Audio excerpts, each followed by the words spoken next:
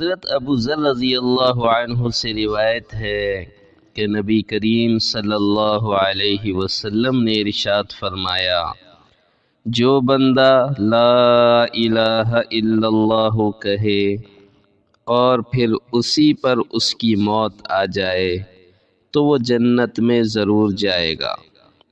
میں نے عرض کیا، اگرچہ اس نے زنا کیا ہو، اگرچہ اس نے چوری کی ہو؟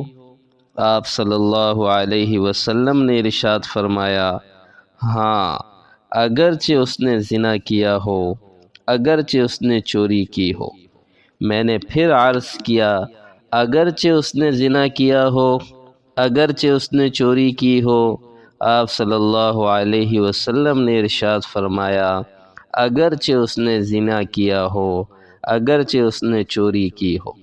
میں نے تیسری مرتبہ پھر عرض کیا، اگرچہ اس نے زنا کیا ہو، اگرچہ اس نے چوری کی ہو؟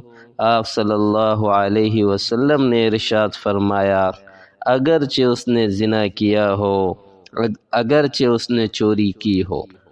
ابو ذر کے علی الرغم وہ جنت میں ضرور جائے گا، رواہ البخاری۔ فائدے میں شیخ لکھتے ہیں کہ علی الرغم عربی زبان کا ایک خاص محاورہ ہے۔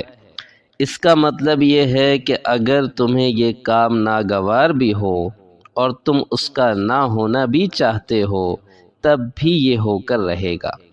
حضرت ابو ذر رضی اللہ عنہ کو حیرت تھی کہ اتنے بڑے بڑے گناہوں کے باوجود جنت میں کیسے داخل ہوگا، جبکہ عدل کا تقاضا یہی ہے کہ گناہوں پر سزا دی جائے۔ لہذا نبی کریم صلی اللہ علیہ وسلم نے ان کی حیرت دور کرنے کے لیے فرمایا، خواہ ابو ذر کو کتنا ہی ناگوار گزرے وہ جنت میں ضرور داخل ہوگا۔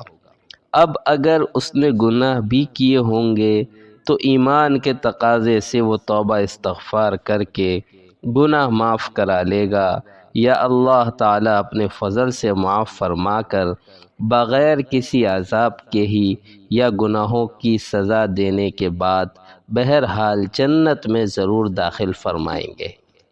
علماء نے لکھا ہے کہ اس حدیث شریف میں کلمہ لا الہ الا اللہ کہنے سے مراد پورے دین و توحید پر ایمان لانا ہے اور اس کو اختیار کرنا ہے۔ معارف الحدیث۔